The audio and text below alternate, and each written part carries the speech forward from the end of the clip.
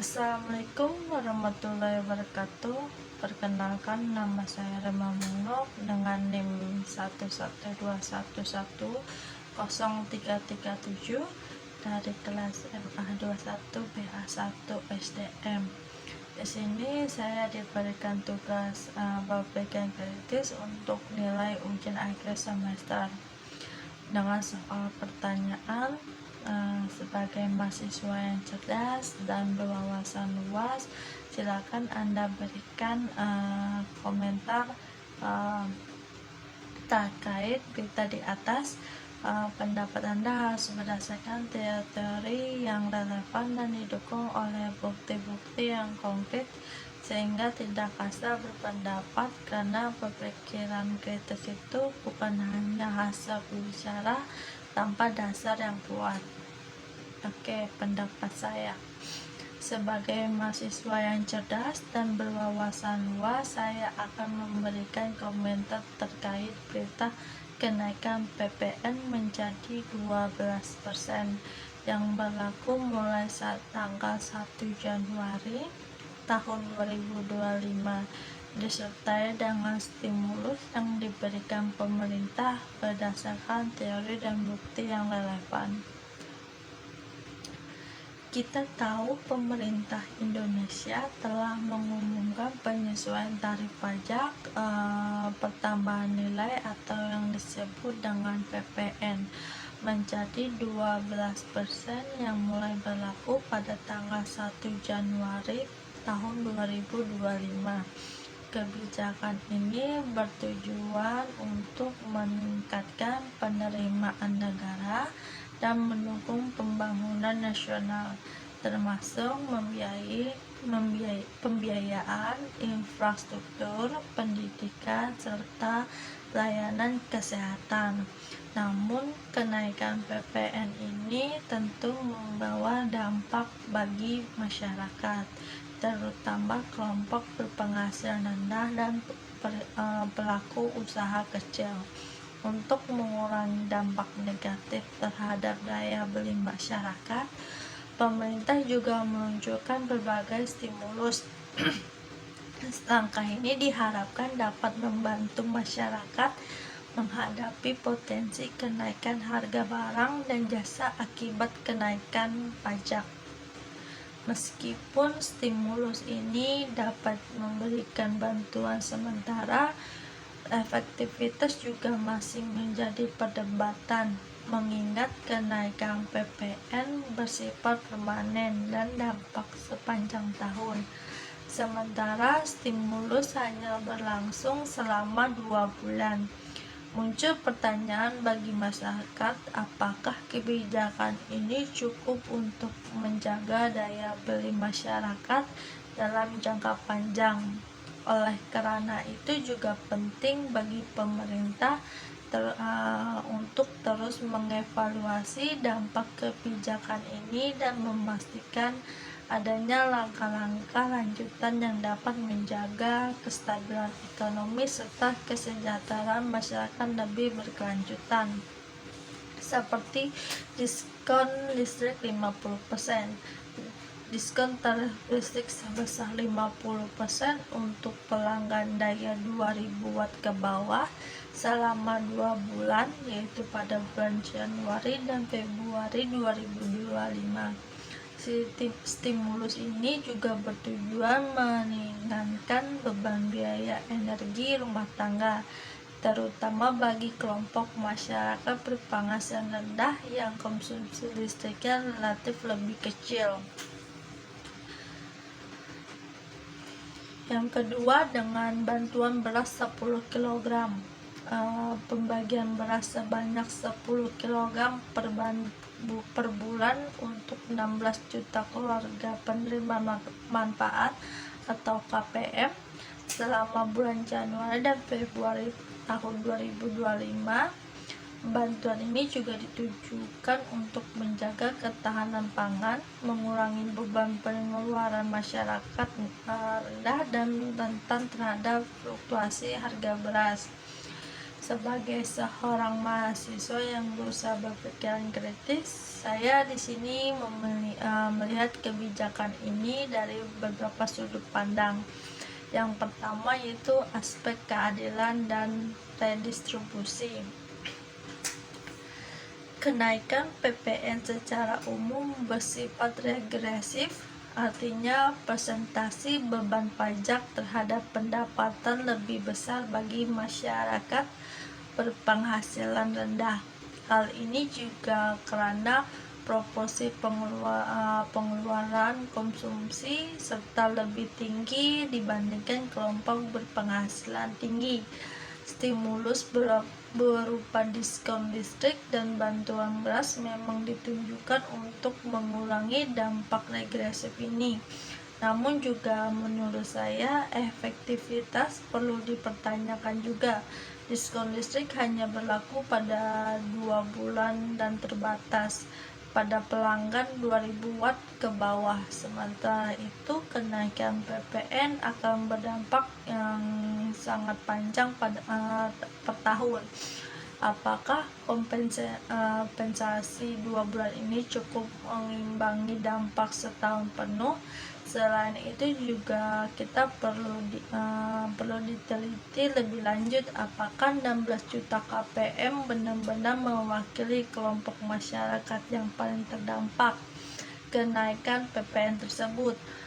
Jangan sampai stimulus ini justru kurang tepat sasaran, sehingga oleh karena itu juga sangat penting dilakukan evaluasi dan pengawasan yang lebih mendalam terhadap dampak kenaikan PPN tersebut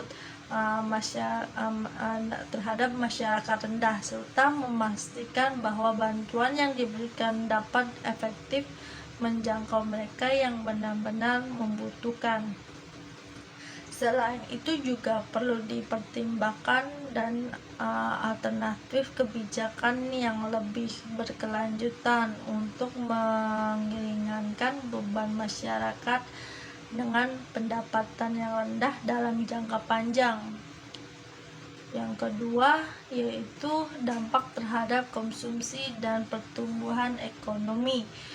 Kenaikan PPN berpotensi menurunkan daya beli dan konsumsi bagi masyarakat, terutama bagi kelompok masyarakat dengan penghasilan menengah ke bawah yang sangat bergantung pada konsumsi sehari-hari. Pengurangan daya beli ini juga dapat memicu penurunan pemerintahan barang dan jasa, sehingga yang pada akhirnya dapat berdampak negatif pada pertumbuhan ekonomi pemerintah secara keseluruhan. Ketika konsumsi menurun, sektor-sektor yang bergantung pada konsumsi, industri manufaktur dan jasa yang akan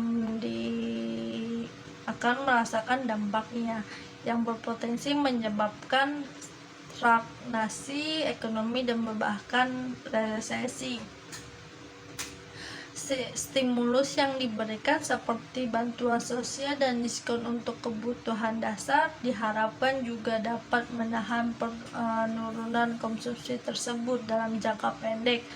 Meskipun langkah ini penting untuk menjaga daya beli masyarakat, pada tingkat tertentu kita juga harus ingat bahwa stimulus ini bersifat sementara dan tidak bisa diandalkan dalam jangka panjang.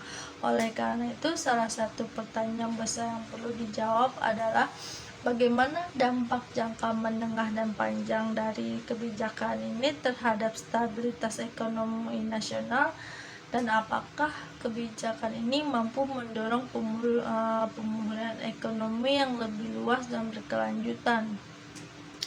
Jika daya beli masyarakat tidak pulih secara berkelanjutan, maka juga dampaknya akan lebih luas lagi, termasuk terhambatnya investasi dan berkurangnya kesempatan kerja yang dapat memperburuk kondisi sosial ekonomi pemerintah. Tanpa pemulihan daya beli yang signifikan, juga pertumbuhan ekonomi yang terhambat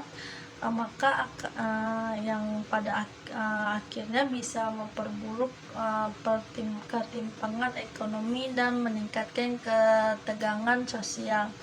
Oleh karena itu juga penting bagi pemerintah kita untuk merumuskan kebijakan ekonomi yang tidak hanya bersifat jangka pendek, tetapi juga memiliki landasan untuk mendorong pertumbuhan yang inklusif dan berkelanjutan. Dalam jangka panjang, hal ini juga dapat mencakup upaya untuk memperbaiki daya beli masyarakat sehingga melalui penciptaan lapangan kerja, pemberdayaan ekonomi lokal, dan penyediaan akses terhadap pendidikan serta pelatihan keterampilan yang relevan dan kebutuhan pasar kerja juga yang harus berkembang. Yang ketiga yaitu potensi inflasi.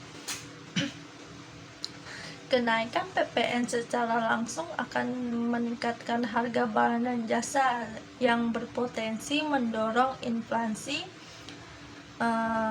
dalam berbagai sektor. Ketika tarif pajak naik, juga produsen dan penyedia jasa cenderung membebankan kenaikan tersebut kepada konsumen dalam bentuk harga yang lebih tinggi. Hal ini juga terutama akan dirasakan pada barang kebutuhan pokok dan jasa yang tidak dapat dihindari dalam kehidupan sehari-hari. Juga jika kenaikan harga ini berlangsung secara luas dan terus-menerus, maka daya beli masyarakat akan semakin tertekan sehingga memperburuk kondisi perekonomian, terutama bagi kelompok masyarakat berpenghasilan rendah dan menengah. Sebagai langkah mitigasi, pemerintah juga menyiapkan bantuan beras yang masyarakat guna menekan inflasi pangan, mengingat bahan pangan memiliki kontribusi besar terhadap tingkat inflasi secara keseluruhan. Namun juga perlu dicermati bahwa inflasi tidak hanya terjadi pada sektor pangan saja, dan juga kenaikan harga barang dan jasa akibat kenaikan PPN juga dapat berdampak pada sektor lainnya seperti transportasi, perumahan, kesehatan, dan pendidikan juga. Efek terhadap rambatan ini dapat memicu kenaikan harga secara menyeluruh atau yang disebut cost push inflation, yang pada akhirnya meningkatkan biaya hidup masyarakat secara keseluruhan. Oleh karena itu juga penting bagi pemerintah untuk tidak hanya berfokus pada stabilitas harga pangan saja, tetapi juga menjaga kestabilan harga di berbagai sektor lainnya. Kebijakan pengendalian inflasi harus dilakukan juga secara komprehensif, misalnya melalui investasi pasar. Yang kedua, subsidi yang tepat sasaran, serta penguatan sektor produksi dalam negeri untuk mengurangi ketergantungan pada barang impor yang rentan mengalami kenaikan harga. Selain itu, Bank Indonesia juga perlu berperan aktif dalam menjaga keseimbangan moneter agar laju inflasi tetap terkendali dan tidak menghambat pertumbuhan ekonomi. Jika inflasi tidak dikendalikan dengan baik, maka dampaknya bisa lebih luas, termasuk menurunnya investasi dan meningkatnya biaya produksi bagi industri, serta berkurangnya kesempatan kerja juga. Oleh karena itu, langkah strategi yang berkesinambungan sangat diperlukan agar kenaikan PPN tidak menjadi pemicu lonjakan inflasi yang berkepanjangan dan membebani masyarakat secara keseluruhan. Yang keempat, efektivitas dan tata kelola stimulus. efektivitas stimulus sangat bergantung pada tata kelola dan mekanisme penyalurannya. Jika stimulus tidak dapat sasaran atau tidak dikelola dengan baik, maka tujuan utamanya juga untuk membantu masyarakat yang terdampak kenaikan PPN bisa menjadi kurang optimal. Dan salah satu contoh adalah program diskon listrik yang diberikan kepada pelanggan listrik dengan daya 2000 watt ke bawah. Untuk memastikan program ini benar-benar tepat sasaran juga diperlukan akurasi data pelanggan PLN agar bantuan diberikan kepada mereka yang benar-benar membutuhkannya. Selain itu juga pengawasan yang ketat harus dilakukan untuk mencegah penyalahgunaan seperti pemanfaatan oleh pihak sebenarnya tidak memenuhi syarat penerima bantuan tersebut. Hal ini juga yang sama berlaku untuk bantuan beras.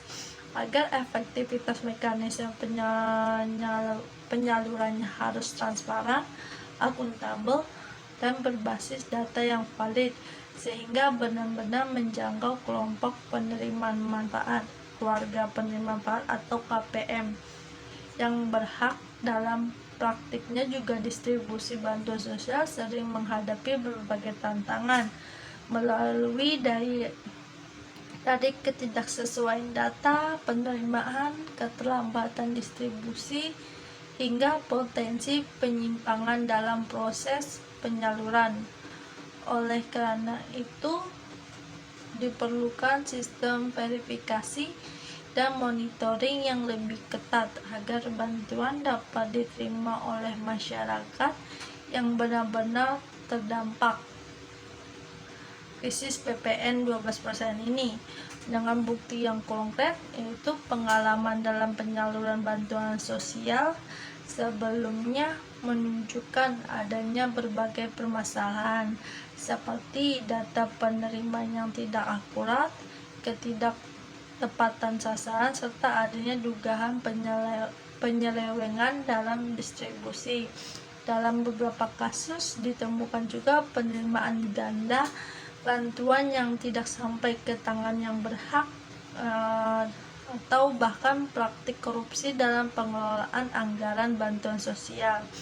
Hal itu juga perlu menjadi pelajaran penting agar stimulus ini dapat berjalan lebih efektif dan benar-benar memberikan dampak positif bagi perekonomian masyarakat.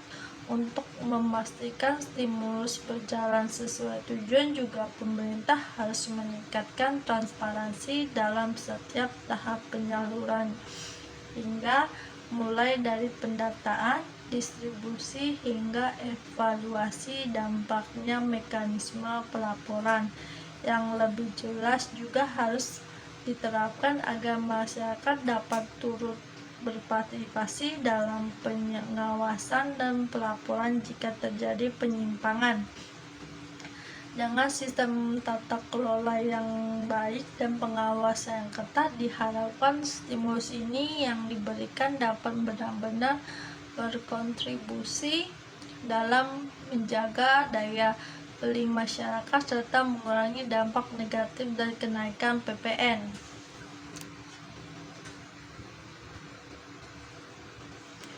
Yang kelima itu perspektif jangka panjang.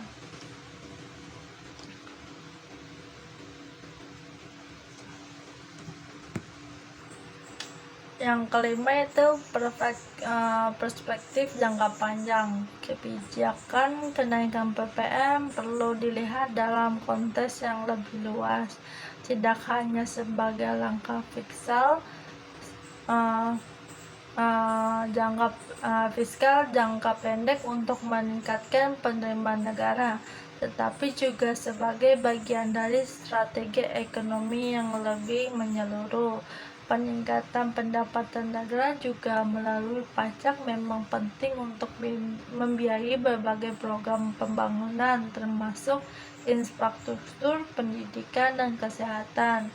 Dengan adanya pertambahan penerimaan pajak, pemerintah dapat meningkatkan kualitas layanan publik serta mempercepat proyek-proyek strategis dan bertujuan untuk meningkatkan kesejahteraan masyarakat secara keseluruhan. Namun di sisi lain juga pemerintah juga harus memastikan bahwa kebijakan ini tidak menghambat pertumbuhan ekonomi dan juga kesejahteraan masyarakat dalam jangka panjang. Kenaikan PPN juga berpotensi meningkatkan harga barang dan jasa yang dapat menekankan daya beli masyarakat, terutama bagi kelompok berpenghasilan rendah yang mengalokasikan sebagian besar pendapatnya untuk konsumsi kebutuhan dasar. Jika daya beli juga masyarakat menurun secara signifikan, maka permintaan terhadap barang dan jasa juga akan melemah, yang pada akhirnya dapat memperlambat pertumbuhan ekonomi. Salah satu tantangan utama yaitu bagaimana penimbangan kebutuhan penerimaan. Salah satu tantangan utama adalah bagaimana penyimbangan kebutuhan penerimaan negara dengan upaya menjaga daya beli masyarakat dan juga mendorong pertumbuhan ekonomi yang berkelanjutan. Jika kenaikan PPN tidak diimbangi juga dengan kebijakan yang mendukung pertumbuhan ekonomi, maka dampaknya juga bisa kontraproduktif serta melemahnya konsumsi domestik. Menurunnya investasi serta meningkatkan angka pengangguran akibat menurunnya permintaan barang dan jasa. Oleh karena itu, solusi yang efektif dan fundamental perlu dipikirkan untuk menciptakan perekonomian yang lebih stabil dan inklusif. Beberapa langkah yang dapat dilakukan pemerintah juga untuk mengatasi tantangan ini, yaitu dengan meningkatkan produktivitas tenaga kerja, mendorong inovasi dan distribusi, serta menarik lebih banyak investasi yang dapat menciptakan lapangan kerja berkualitas. Selain itu, reformasi perpanjangan yang lebih komprehensif juga dapat menjadi solusi agar beban pajak lebih merata dan tidak terlalu membebani kelompok masyarakat tertentu. Perlu dipertimbangkan juga kebijakan lain seperti insentif bagi usaha kecil dan menengah, itu UMKM, agar mereka tetap dapat berkembang meskipun ada kenaikan tarif pajak. Ketergantungan pada stimulus ini juga jangka pendek perlu dikurangi dengan memastikan bahwa kebijakan ekonomi yang diambil mampu memberikan dampak jangka panjang yang positif. Stimulus memang dapat membantu meringankan beban masyarakat sementara waktu, tetapi tanpa memperbaiki struktural yang berdasarkan masalah yang sama bisa terus berulang. Oleh karena itu, pendapat yang lebih strategis dan berorientasi pada masa depan juga harus menjadi prioritas, sehingga pertumbuhan ekonomi juga berjalan secara berkelanjutan, stabil, dan mampu meningkatkan kesejahteraan seluruh masyarakat. Pada akhirnya, kebijakan fiskal seperti kenaikan PPN harus disertai dengan strategi yang menyeluruh agar manfaatnya benar-benar terasa bagi seluruh lapisan masyarakat. Pemerintah perlu melakukan evaluasi juga dan analisis mendalam sebelum mengambil langkah lebih lanjut dalam mempertimbangkan berbagai aspek, termasuk dampaknya terhadap dunia usaha, daya beli masyarakat, dan stabilitas ekonomi. Jika kebijakan ini dijalankan dengan perencanaan yang matang dan tepat, diimbangi dengan kebijakan lain yang pro rakyat dan pro pertumbuhan, maka dampak negatifnya dapat diminimalkan, sementara manfaat dapat dirasakan dalam jangka panjang. Sebagai masyarakat, Kita juga perlu terus mengawal kebijakan ini dan berpartisipasi dalam diskusi publik agar keputusan yang diambil pemerintah benar-benar mencerminkan kepentingan bersama. Dengan adanya keterbukaan, transparansi, dan perencanaan yang matang, diharapkan kebijakan ini dapat diberikan dampak positif bagi pembangunan nasional tanpa mengorbankan kesejahteraan masyarakat luas. Kesimpulan yang saya dapat dari kenaikan PPN 12% ini, yaitu kenaikan PPN dan stimulus yang diberikan merupakan kebijakan yang kompleks dengan berbagai implikasi bagi masyarakat maupun perekonomian secara keseluruhan. Pemerintah tentu memiliki tujuan yang baik dalam meningkatkan penerimaan negara untuk membiayai berbagai program pembangunan. Namun kebijakan ini juga harus diimbangi dengan langkah-langkah mitigasi yang efektif agar dampak negatifnya terhadap daya beli masyarakat dan pertumbuhan ekonomi dapat diminimalkan. Stimulus yang diberikan seperti diskon listrik dan bantuan beras memang dirancang untuk membantu masyarakat menghasilkan berpenghasilan rendah agar tidak terlalu terbebani oleh PPN. Namun efektivitas dan berkelanjutan juga perlu dievaluasi dalam lanjut. Stimulus ini hanya diberikan selama 2 bulan saja, sementara kenaikan PPN akan berdampak sepanjang tahun. Hal ini menimbulkan pertanyaan, apakah dalam waktu singkat ini cukup mengimbangi lonjakan harga akibat kenaikan pajak. Selain itu juga pemerintah juga harus memastikan apakah bantuan ini benar-benar sampai di tangan mereka yang berhak dan tidak terjadi ketidaktepatan sasaran atau penyalahgunaan dalam proses distribusinya. Dari perspektif ekonomi makro, kenaikan PPN dapat mempengaruhi konsumsi masyarakat, yang pada akhirnya bisa menghambat pertumbuhan ekonomi. Jika daya beli masyarakat melemah secara signifikan, maka sektor perdagangan dan industri juga akan berdampak, yang berpotensi menyebabkan perlambatnya produksi, penurunnya investasi, hingga meningkatnya jangka ke pengangguran. Selain itu juga potensi inflasi juga menjadi tantangan besar. Peningkatan tarif PPN dapat mendorong kenaikan harga barang dan jasa secara keseluruhan, yang jika tidak dikendalikan dengan baik dapat semakin memperburuk juga daya beli masyarakat. Dalam jangka panjang, kebijakan fiskal yang lebih berkelanjutan perlu menjadi perhatian utama. Peningkatan pemerintah negara seharusnya tidak hanya bertumpu pada kenaikan pajak konsumsi saja, tetapi juga harus diiringi dengan strategi lain yang dapat mendorong pertumbuhan ekonomi juga secara lebih luas. Pemerintah harus berupaya menciptakan lapangan kerja yang lebih berkualitas, meningkatkan produktivitas, serta menarik lebih banyak investasi agar pertumbuhan ekonomi tidak hanya bergantung pada pajak yang dibayarkan oleh masyarakat saja.